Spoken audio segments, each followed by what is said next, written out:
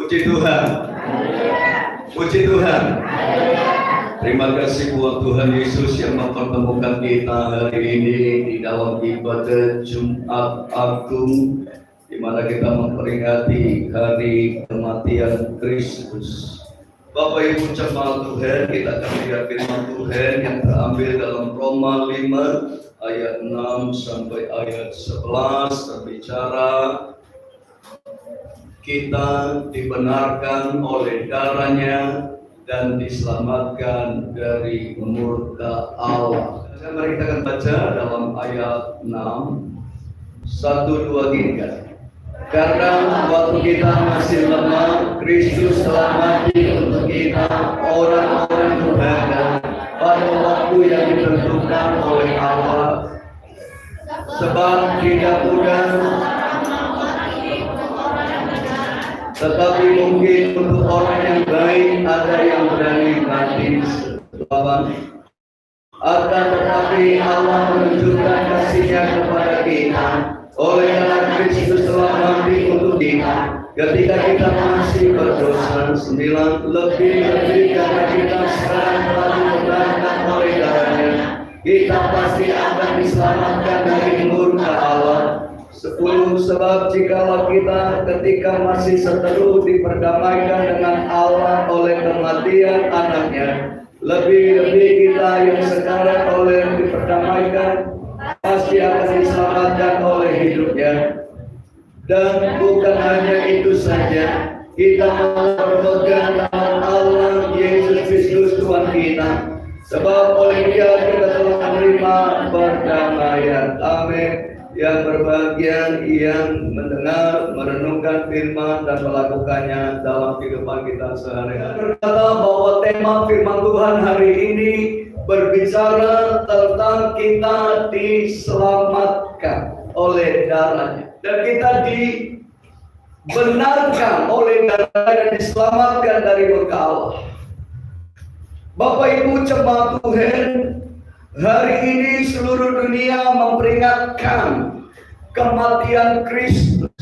Dan ada negara-negara tertentu yang sedang melakukan nafas tilas, mungkin semalam nanti akan ada orang-orang yang memikul salib. Bahkan ada satu daerah, beberapa negara yang merelakan diri sampai dia mengalami pemangkuan di salib. Yang mereka ingin melihat bagaimana penderitaan Kristus, mereka dipaku, mereka diikat. Saudara kasih, tapi semua itu tidak bisa dibandingkan dengan kematian Kristus yang merelakan dirinya mati untuk saudara dan saya. Saudara kasih, mari kita merenungkan siapapun saudara dan saya, kita ada hanya karena anugerah yang Tuhan berikan. Kita ada hanya karena keselamatan darah Yesus yang tercurah bagi saudara dan saya.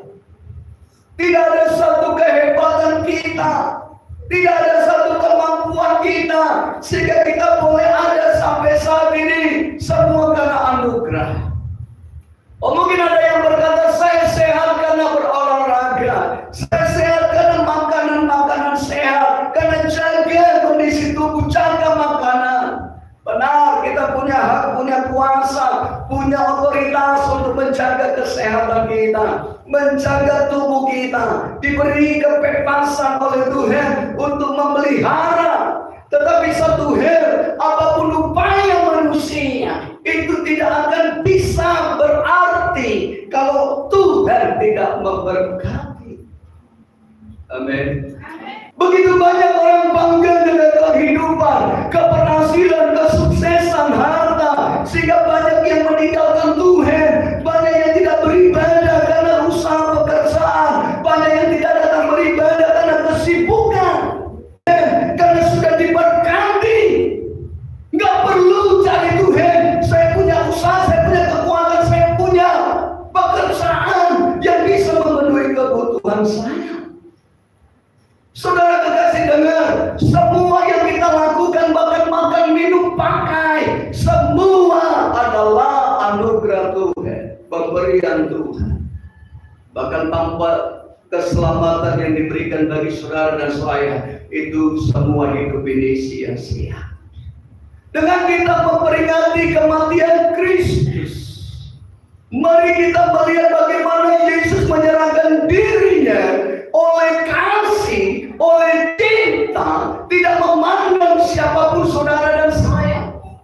Dia rela memberikan nyawanya untuk kita. Ketika saya dapat tilas di Yerusalem, di Bukit Kalvari, di Bukit Tengkorak, saudara, kami tidak mencapai tempat Yesus disalibkan karena itu cukup tinggi, dan itu terpisah, tempatnya bisa dipandang dari bawah. Kami dapat tilas, saudara, itu tempatnya sudah rata, sudah ada batu begitu bagus, tangganya begitu bagus, sudah ada atap, saudara, karena ada jualan sepanjang jalan kanan kiri, jadi tidak kena panas, hanya udaranya yang kurang sirkulasi karena tertutup oleh tenda. Tetapi yang mau saya sampaikan, saya hanya bawa tas kecil di pinggang, saya banyak bawa kuas satu gelas, tetapi perjalanan itu sangat melelahkan. Saudara, saya membayangkan bagaimana Yesus jatuh bangun dalam dia memikul salib ketika itu. Saya tidak bawa apa-apa, saya sudah sangat lemah, lemas, basah. Saudara kasih, bagaimana Yesus memikulnya? Apakah Yesus memikul salib itu dengan tenaga roh, atau dia hanya memperlihatkan lemah, padahal itu kayu salib dia tetap buat ringan karena dia punya kuasa. Tetapi dia tidak lakukan kuasa itu, dia tidak lakukan hak itu untuk dia tiba-tiba pikul salib, sudah sampai di salib, bahkan tanpa dipaku pun dia bisa gas, sudah terpaku sendiri. Dia bisa lakukan itu, tetapi dia mau pikul salib itu, berjalan, jatuh, berjalan kembali, jatuh. Dia lakukan itu. Saudara, apakah Yesus lakukan tidak punya maksud? Saudara, dia ingin memberitahukan kepada setiap umat Tuhan bahwa Yesus sendiri menanggung salibnya. Yesus sendiri memikul salibnya untuk keselamatan setiap kita. Ini artinya, jika Yesus sendiri yang punya kuasa, yang punya otoritas, dia rela memikul salibnya, dia mau menanggung bebannya, apalagi saudara dan saya. Amin. Yesus memikul salibnya. Saudara, darah sudah bercucuran. Yesus sebelum naik ke Golgota, sebelum terpaku, dia sudah kehilangan banyak darah. Dia sudah mengalami dehidrasi, kekurangan cacai, sehingga ketika dia disalib, dia berkata, "Mau tahu apa? Aku haus." Ini perkataan yang Yesus sampaikan di kayu salib. Ada 7 perkataan di dalamnya. Saudara, mengapa Yesus perkatakan ini dan tercatat? Semua untuk membuktikan bahwa dia menderita. Kita dibenarkan oleh darahnya, diselamatkan oleh dari murka Allah. Saudara kekasih, begitu banyak kita, saya, saudara, ketika kita diperhadapkan salib. Salib berbicara pemurnian, katakan pemurnian. Salib berbicara kita sedang mengalami prosesnya Tuhan, jalannya Tuhan. Dan ketika itu kita alami, mari pikul salib kita dengan setia. Saudara, salib berbicara banyak hal. Masalah ekonomi, masalah rumah tangga, dihina oleh teman, tidak dianggap, diejek, dicaci, dimaki, tidak diampuni, difitnah, dihina.